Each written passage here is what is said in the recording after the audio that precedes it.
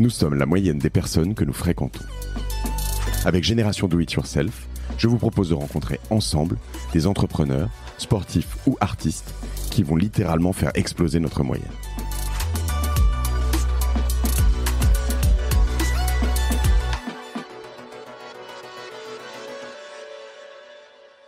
En fait, le boulot de mon chef m'intéressait pas, le boulot de mon chef m'intéressait encore moins, donc N+1, N+2. Je me dis, je veux pas devenir comme eux, c'est pas ça que je veux faire. Mais je vais pas faire ça pendant 20 ans, quoi. C'est pas possible, quoi. Donc il y a un moment presque de panique, quoi, où je me disais, si je reste là, je meurs, quoi. Donc il faut que je fasse autre chose. C'est un bon signal faible, ça, en fait. Quand t'es dans une boîte et que tu dis le boulot de mon chef m'intéresse pas et celui du chef de mon chef m'intéresse pas. Ah bah oui. Oui. Finalement, faut te demander ce que tu fous là, non? Ouais. Carrément. Et ça s'est passé de cette façon-là. Enfin, donc à l'époque, c'était une époque où je m'étais marié, j'avais des enfants, donc j'avais une vie personnelle qui était tout à fait épanouie, mais professionnellement, j'étais pas heureux. Et je me dis, je peux pas rester comme ça. Donc je me dis, je vais me payer un coaching. Voilà. Et donc je prends un coach. Ça, c'était innovant au début des années 2000. Hein. Et je me dis, je me paye un coach. Okay. C'était pas, je demande pas à ma boîte de réfléchir à ça. Et je me paye un coach et je tombe sur un type assez marrant. Et ça s'est passé de la façon suivante. La première fois que je vais le voir, je vais le voir une fois, on fait connaissance, puis il me dit, OK, premier rendez-vous la semaine prochaine. Bon, je débarque chez lui et il me dit, on va commencer par ça. Vous allez me raconter ce que vous avez fait pendant la semaine. Et donc je lui dis oui, cette semaine j'ai bossé, voilà, j'ai eu des réunions avec les clients, voilà, rien de très excitant, j'ai fait ci, j'ai fait ça. Il me dit rien de plus palpitant que ça, rien de plus excitant. Je lui dis je sais pas. Je lui dis si. L'autre jour j'étais dans une réunion ou une formation obligatoire et comme je m'ennuyais, j'avais une feuille devant moi et je pensais à mes enfants et voilà et poussettes et j'ai dessiné une poussette. Ah, me dit-il, c'est intéressant. Bon, on va mettre ça de côté. Maintenant, on va réfléchir à votre parcours de vie, etc. Donc, on a bossé après pendant des mois. Mais il se trouve que voilà, la première fois que je vais voir le coach, cette semaine-là, ça m'avait déclenché un truc et j'avais dessiné une poussette sur un bout de papier.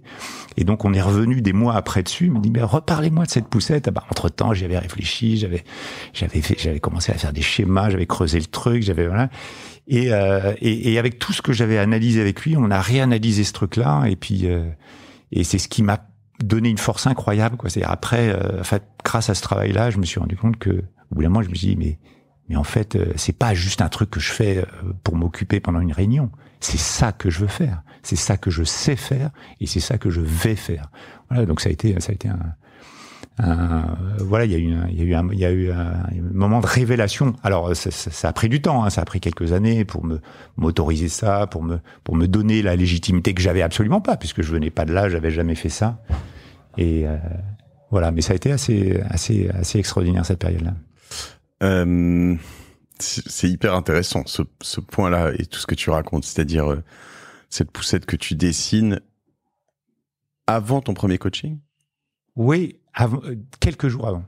Qui aurait pu rester une poussette que tu dessines entre deux réunions ou dans une réunion et qui serait restée là parce que en fait le coaching était potentiellement un révélateur de ce truc, mais alors il y a eu l'acte de vouloir te faire coacher qui était intéressant quand même aussi. Oui, bien sûr. Je sentais que j'étais dans une impasse, donc il fallait que j'en sorte. Donc pour moi, c'était le moyen d'en sortir. Mais je savais absolument pas sur quoi ça allait déboucher. Et jamais, évidemment, je me suis dit non, je vais faire un coaching parce que moi, ce que je veux, c'est devenir créateur de produits et dessiner des objets. Non, c'est absolument pas ça. Mais tu dessinais déjà ? Alors j'ai beaucoup dessiné. En fait, quand j'ai fait ce coaching-là, il y a plein de choses qui sont remontées que j'avais complètement oubliées, que j'avais complètement laissées sous une couche de plein d'autres choses pendant des années. Et je me suis souvenu, notamment, il y avait toute une période où j'avais énormément dessiné, toute la période prépa, école d'ingé, tout ça. Et je me suis souvenu notamment que quand j'étais en prépa, c'était l'époque où il y avait encore du dessin industriel. Ouais. Et moi, la prépa, ça avait été dur, quoi. Ça avait été une période pas très facile.